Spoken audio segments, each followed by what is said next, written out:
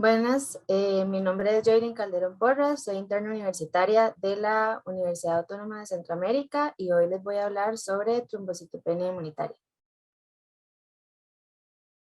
En cuanto al cronograma, lo que vamos a ir viendo va a ser un poco de introducción sobre el tema, la epidemiología, su etiología, un poco sobre la fisiopatología, la clínica de estos pacientes, cómo los vamos a evaluar, el diagnóstico, diagnósticos diferenciales, tratamiento y el pronóstico.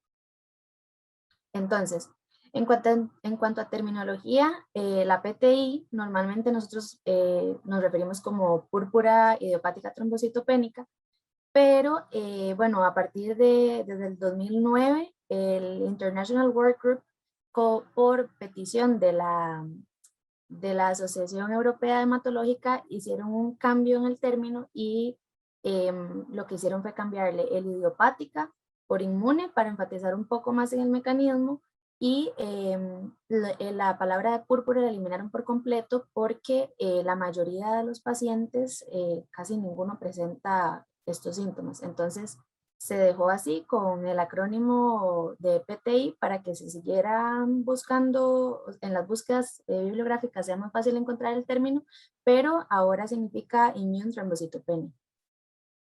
Ahora, en cuanto a términos, vamos a tener la PTI primaria, la cual va a ser una trombocitopenia que se va a encontrar aislada y esta va a ser el 80% de los casos. Y por otro lado tenemos la PTI secundaria, que va a ser una trombocitopenia que se va a asociar con otros trastornos. En cuanto a la PTI primaria, la podemos dividir, bueno, se clasifica en 3 fases según su duración. Vamos a tener la de la recién diagnosticada, que va a ser desde el diagnóstico los primeros 3 meses. Después la persistente, que va a ir desde los 6 meses hasta los 12 meses, hasta el año. Y crónica va a ser una PTI mayor a 1 año de duración. También existe lo que es la PTI crónica refractaria, que se refiere a una PTI resistente al tratamiento. Entonces no va a respondernos y el criterio principal es que no responda después de una esplenectomía al paciente. Ahora, ¿cómo lo vamos a definir? Bueno, es un trastorno autoinmune donde hay una trombocitopenia aislada. ¿A qué nos referimos con esto? A que vamos a tener un conteo de plaquetas menor a 100.000 plaquetas por microlitro y el resto de parámetros del hemograma va a estar normales. En cuanto a la epidemiología, bueno, tenemos que va a tener una incidencia anual de 1 a 6.4 casos por 100.000 niños y 10 de cada 100.000 adultos. Sin embargo, estas cifras se dice que pueden estar subestimadas porque nada más toman en cuenta las púrpuras que son sintomáticas, entonces podrían ser incluso más.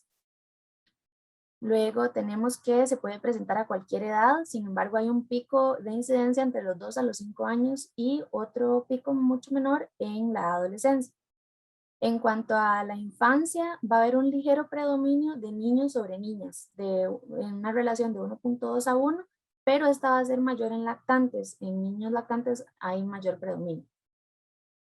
En cuanto a la adolescencia y adultos más jóvenes, existe un predominio femenino y acá dice que, bueno, es por una hipótesis de que los niveles altos de estrógenos pueden producir o aumentar, promover la autoinmunidad. Y recordar, ¿verdad? Bueno, la PTI va a ser una de las causas más comunes de trombocitopenia sintomática en niños. También del 10 al 20% de los casos de PTI se van a desarrollar a una PTI crónica. En cuanto a los antecedentes, casi siempre se describe una historia reciente de enfermedad viral, de hecho que es de un 50 a un 65% de los casos. Y también dice que hay como una relación después de la temporada de infecciones respiratorias virales. Y aproximadamente el 30% de los adultos y el 80% de la población pediátrica va a entrar en remisión dentro del primer año del diagnóstico. Ahora, la etiología. Esta patología va a ser una etiología autoinmune. Aunque se desconozca el evento preciso que nos va a conducir a esta autoinmunidad plaquetaria, sabemos que se desarrolla con mayor frecuencia después de procesos infecciosos, pero también puede ser después de exposición a fármacos, enfermedades autoinmunes o enfermedades sistémicas. Para la fisiopatología, antes de entrar al mecanismo propio de la enfermedad, es importante que recordemos las reacciones de hipersensibilidad que fueron dadas por la clasificación de Jelly-Combs en 1963. Entonces acá vamos a tener que, bueno, las reacciones tipo 1 iban a ser reacciones mediadas por inmunoglobulina E. Las tipo 2 van a ser reacciones citotóxicas mediadas por IgG, IgM e IgA en una menor proporción, y acá es donde nos va a entrar la PTI. Después, las reacciones de hipersensibilidad tipo 3, que van a ser por inmunocomplejos circulantes, y las tipo 4, que van a ser una hipersensibilidad retardada, la cual va a estar mediada por linfocitos TCD4 y TCD8.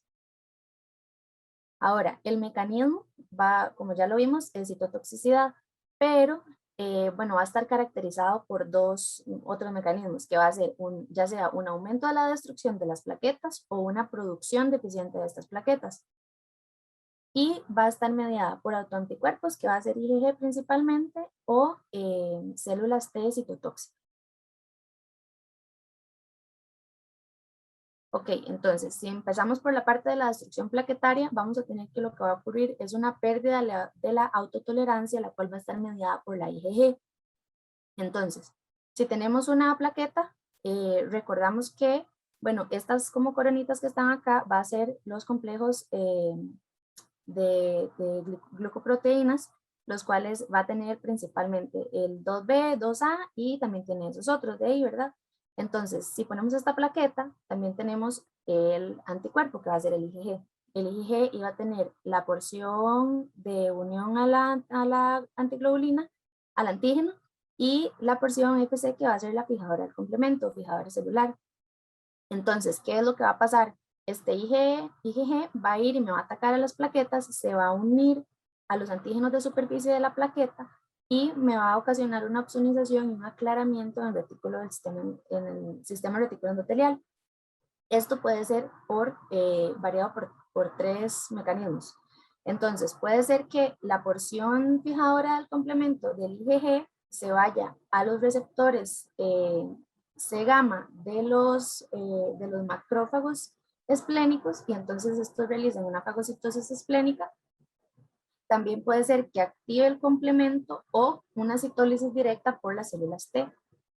Entonces, acá tenemos que, bueno, va a ocurrir la fagocitosis esplénica y entonces una vez que está fagocitada la plaqueta ahí adentro, lo que va a realizar es que el macrófago nos va a realizar una presentación a las células T del antígeno. Entonces, una vez que las células T reciben este antígeno, me van a estimular a las más células B para que me produzcan más autoanticuerpos plaquetarios y así ocurre una amplificación de la respuesta. Ahora, por la otra parte, tenemos la disminución de la producción plaquetaria. Acá tenemos que, bueno, además de la destrucción, vamos a tener una disfunción de megacariocitos con bajo nivel de trombopoyetina. Entonces, los megacariocitos también van a expresar estas glicoproteínas. Esto los puede llevar a que se disminuyan aún más las plaquetas, ¿verdad? Porque si no tenemos megacariocitos, no va a haber producción de plaquetas. Por otra parte, las células T también pueden afectar directamente a los megacariocitos. También se dice que las células T reguladoras van a estar disminuidas, mientras que las TH1 y TH17 van a estar aumentadas. Entonces, estas TH1 y TH17 lo que se encargan es de amplificar la respuesta, mientras que las T reguladoras se encargarían más bien de lo contrario, de inhibirla en cierta parte, de controlarla. Entonces, por eso se explica un poco más el mecanismo. Y por último tenemos a la trombopoyetina. El papel de la trombopoyetina va a ser que, bueno, esta es la que estimula la maduración plaquetaria. Entonces, la trombopoyetina se sintetiza en el hígado y va a través de la circulación, se une a las plaquetas y entonces se propone de que como las plaquetas están destruyendo tanto, la trombopoyetina que va viajando con las plaquetas no va a poder llegar a médula ósea nunca o llega disminuida. Entonces, al tener menos trombopoyetina, hay menos producción plaquetaria y se va a prolongar la trombocitopenia. Ahora, en cuanto a la clínica, vamos a tener que, bueno, los pacientes, el principal síntoma va a ser la trombocitopenia aislada, la cual va a ser detectada incidentalmente, ya sea por un hemograma de rutina o porque están estudiando alguna otra enfermedad y se encuentran con este hallazgo. Entonces, en la clínica, si fuera que el paciente llega con clínica, lo que nos va a tener va a ser una erupción petequial repentina, ya sea que tengan petequias como los puntitos más pequeñitos o púrpuras, que son como estos otros que están acá más grandecitos, que el paciente nos presente hematomas o sangrados de mucosas, epistaxis o en las encías o ya algo más grave, pero no es tan común. Y por lo demás va a ser un niño que va a estar completamente sano. Ahora, la clasificación de la gravedad de estos síntomas va a ir de acuerdo a los grados. Entonces tenemos el grado 1, que va a ser una severidad menor o mínimo, y el paciente acá va a tener pocas petequias, menos de 100, y o menos de 5 pequeños hematomas. El grado 2 vamos a tener la severidad leve, donde vamos a tener muchas petequias, más de 100, y o más de 5 hematomas grandes. El grado 3, que va a ser la moderada, va a existir una púrpura húmeda que no requiere atención médica inmediata, como una epistaxis breve o un sangrado intermitente de encías o una menorragia. Y la grave, bueno, el grado 4 va a ser o grave, que sea sangrado de mucosas o sospecha de una hemorragia interna que requiere atención médica inmediata, o una potencialmente mortal, donde va a ser una hemorragia intracraneana documentada o hemorragia potencialmente mortal o fatal en cualquier sitio.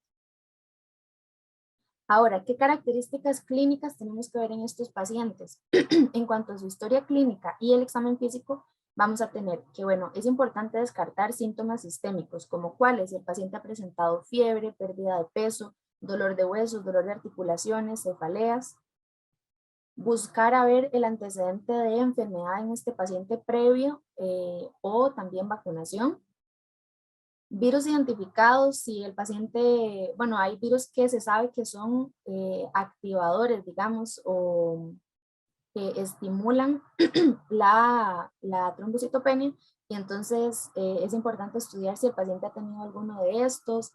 Puede ser un virus de Epstein-Barr, la influenza, varicela zoster, VIH, incluso COVID. Después, en cuanto al riesgo de vacunación, va a ser un riesgo muy pequeño. Apenas son como 2.6 casos por 100.000 dosis que se desarrolle la PTI en los 6 meses posteriores a la vacuna del sarampión, rubiola, paperas. En cuanto a otras vacunas, se han notificado algunos casos después de vacunación de varicela, de hepatitis A y de DTaP, pero se dice que el número de casos es tan mínimo y como mal planteados que necesita para realizar una asociación se necesitan más estudios. Después, descartar exposición a fármacos como anticoagulantes, antifibrinolíticos, y preguntar por antecedentes de hemorragia, ya sea en el paciente o en la familia. Normalmente en el paciente puede ser que tengan alguna hemorragia leve que les pasó desapercibida 6 meses anteriores hasta que nosotros lo vimos, porque tal vez desde ese tiempo ya tenía la PTI activa. En cuanto al examen físico, no se van a encontrar megalias significativas, o sea, no va a haber un agrandamiento significativo de ganglios, de hígado o de vaso, aunque en el vaso, en el 10% de los casos, se podría presentar levemente agrandado. En cuanto a hemorragia mucocutánea, bueno, se puede dividir en hemorragia cutánea púrpura o en hemorragia cutánea o púrpura seca, las cuales van a ser petequias, púrpuras o equimosis. En hemorragia mucosa, o lo que se le llama un sangrado húmedo, que se refiere a sangrados de nariz, boca y encías. Y en cuanto a hemorragia gastrointestinal, genitourinaria y vaginal, van a ser mucho menos frecuentes. Ahora, se realizó un estudio de los síntomas de PTI en niños, en el cual 86% de los pacientes presentaron manifestaciones cutáneas, un 20% nasal, un 19% hemorragia húmeda oral, un 9% no presentó sangrado del todo y un 3% sangrado menstrual, gastrointestinal o genitourinario. Para la hemorragia grave, la vamos a definir como una epistaxis que vaya de 5 a 15 minutos de duración, un sangrado gastrointestinal o de otra mucosa grave, o una hemorragia que va a requerir ingreso al hospital y o transfusiones de sangre. Bueno, por dicha, aproximadamente nada más es el 3% de los casos los que son graves, y nada más un 0.5 van a ser una hemorragia intracraneana.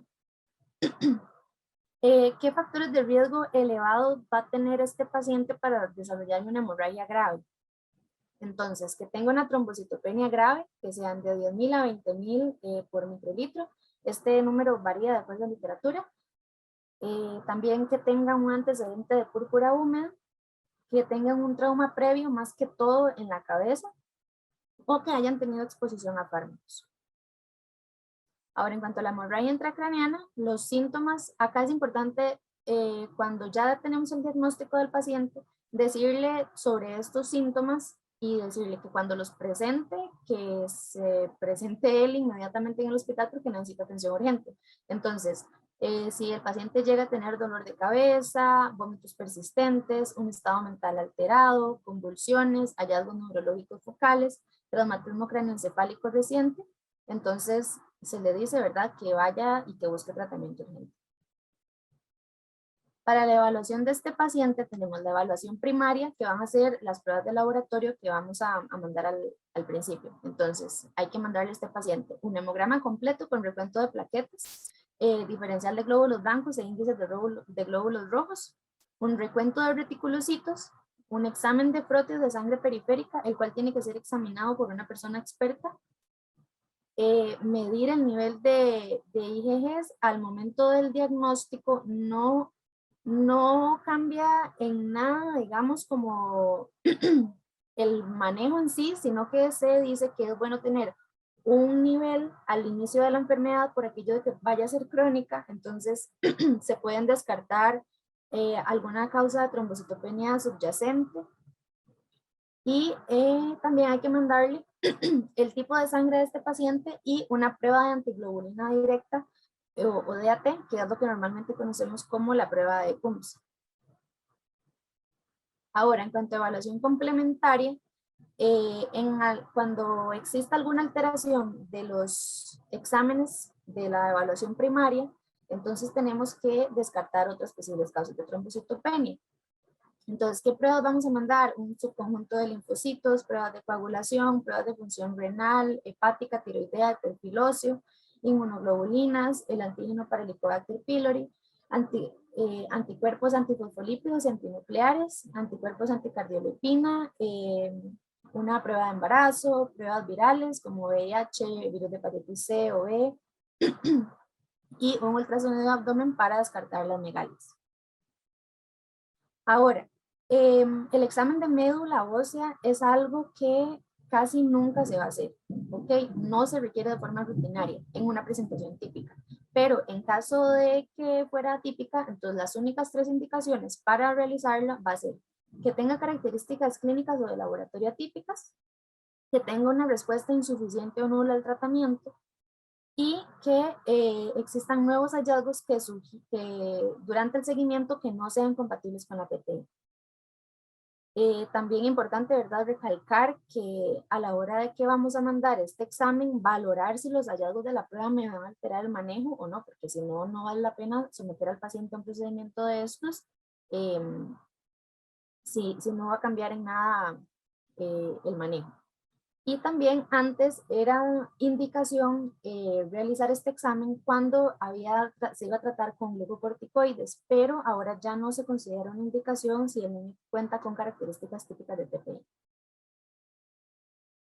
Para el diagnóstico, vamos a tener que hacer un diagnóstico clínico en un paciente que tenga buen aspecto, una hemorragia mucocutánea y ningún otro síntoma sistémico, y que se confirme en laboratorio la trombocitopenia aislada.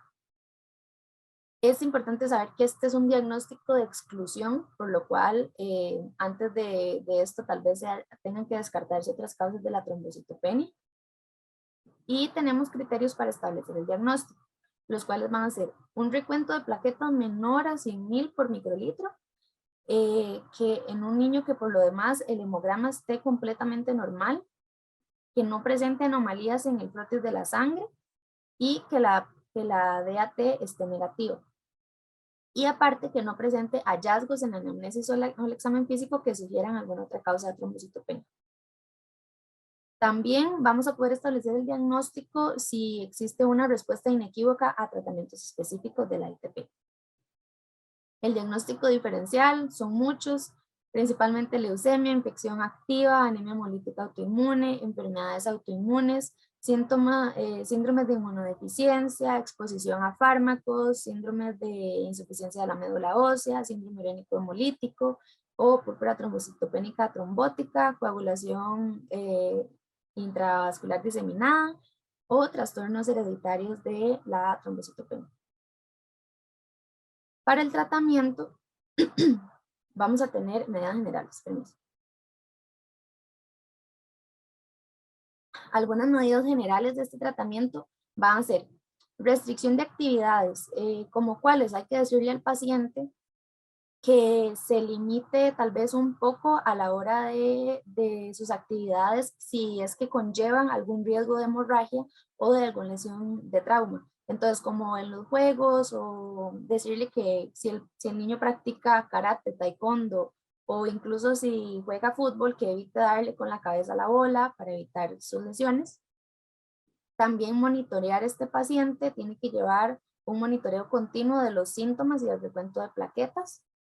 En las mujeres, controlar la menstruación, ya sea inhibirla o reducirla para evitar una menorragia. Educar a este paciente, ¿verdad? Como les vengo comentando sobre los riesgos de PTI, los síntomas de sangrado severos. Y también decirles que hay que evitar medicamentos antiplaquetarios y anticoagulantes. Acá, si el paciente va a tener algún dolor, el que más se dice que se evite es el ibuprofeno. Se dice que mejor se le dé acetaminofén o algún otro, pero que trate de evitar el ibuprofeno. Ahora, el tratamiento de los niños se va a basar en la gravedad de sus síntomas, el grado de la trombocitopenia, factores de riesgo adicionales, como digamos en las actividades que el niño practica, si es algo que está expuesto a traumatismo muy frecuentemente, entonces va a necesitar algún tratamiento. Y siempre tomar en cuenta, ¿verdad?, valores y preferencias de la familia en cuanto al tratamiento. La mayoría de casos, esto es lo bueno, el tratamiento va a ser expectante. Y en los niños con una PTI crónica tienen que ser tratados por un hematólogo pediátrico siempre que sea posible. En cuanto a ya tratamiento de primera línea, vamos a tener que ellos lo que hacen es buscar un aumento de manera aguda en el recuento plaquetario. Entonces si tenemos hemorragias, entonces le vamos a dar plaquetas al paciente en bolos de 10 a 30 mililitros por kilogramo. También se le dan glucocorticoides como la metilprednisolona, que se da 30 miligramos por kilogramo por día hasta 1 gramo IV por 3 a 4 días, o prednisona o dexametasona. Acá es importante recalcar de que no los utilicen prolongadamente porque puede traer efectos secundarios a largo plazo. Y los glucocorticoides se dice que van a dar resultados 4 días posteriores a la administración de ellos. Después tenemos la inmunoglobulina IB, que va a ser la primera opción de tratamiento. Esta se da 1 gramo por kilogramo por día durante 1 a 3 días y esta va a mostrar resultados en las 48 horas siguientes. Y por último, la inmunoglobulina anti-D, pero esta tiene la limitación de que nada más sirve en pacientes RH positivo y se va a dar a 75 microgramos por kilo IV en una dosis única. Para la segunda línea, este tratamiento se va a reservar específicamente para pacientes con PTI crónica, cuando los síntomas y riesgos no se controlen bien con terapias de primera línea y quienes sigan dependiendo de terapia de glucocorticoides para controlar los síntomas. Entonces, acá tenemos de primera opción el rituximab, que es un anti-CD20 y bueno, acá está la dosis en la que se da. Después tenemos los agonistas del receptor de la trombopoyetina, como el trombopag y romiplostim. Y algunos otros fármacos como el MMF, que es un inmunosupresor, la ciclosporina, dapsona.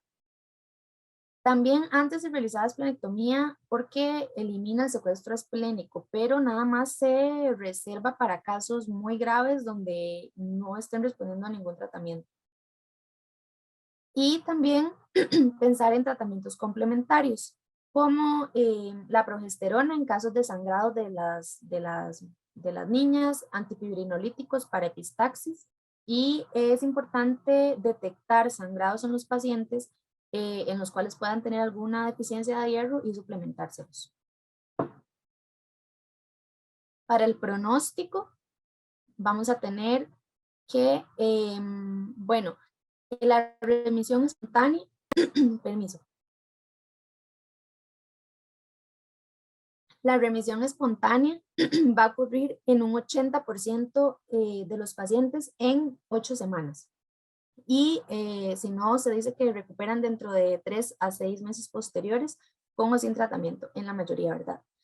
Pero también el del 10 al 20% que va a ser una PTI crónica, que bueno, me van a evolucionar a una PTI crónica. Acá entonces, en la crónica la remisión espontánea va a ocurrir en un 30% en pacientes a los 2 años y en un 50% en 5 años posteriores al diagnóstico. También recuerda de verdad que, bueno, la hemorragia intracraniana va a ser la principal causa de muerte, pero, bueno, se dice que es un 1% responsable en los niños y un 5% en adultos.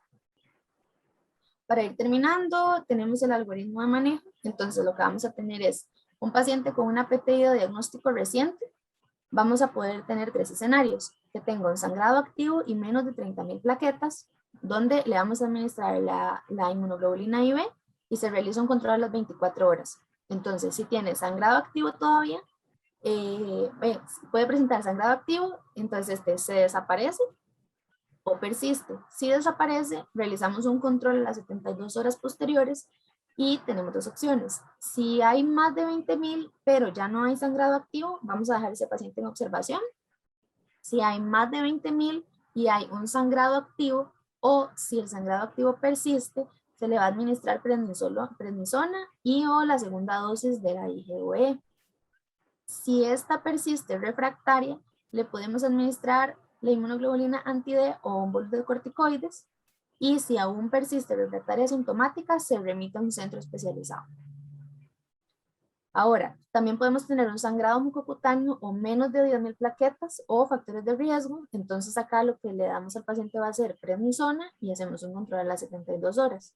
Si hay ausencia de mejoría, se le administra una primera dosis de IgIV, y si persiste refractaria va a tener el mismo manejo que la pasada. O si con la prednisona el paciente tuvo una mejoría clínica o más de 10.000 plaquetas, entonces lo que vamos a tener es que hay que continuar en la prednisona. Por último, podemos tener un sangrado cutáneo exclusivo y más de 10.000 plaquetas sin factores de riesgo. Entonces acá nada más lo que hacemos es manejarlo con observación al paciente. Como conclusiones, vamos a tener que, bueno, recordar la presentación, que va a ser una aparición repentina, erupción petequial, hematomas o sangrado en un niño que por lo demás parece sano. La mayoría de los niños con una PTI tienen antecedentes de enfermedad viral previa, siempre es importante tener esto en cuenta. En cuanto a la hemorragia intracraneana, es la consecuencia más grave de la PTI y se presenta en menos del 1% de los pacientes. Y la evaluación inicial, que en realidad es como nuestro manejo como médico general, lo más que podemos mandar al paciente va a ser hemograma completo, recuento de reticulocitos, brotes de sangre periférica, tipo de sangre y prueba de antiglobulina directa o DAT, ¿verdad? Acá está la bibliografía que utilicé para este trabajo. Y muchas gracias por su atención y como siempre instarlos a que donen sangre, ¿verdad? Muchas gracias.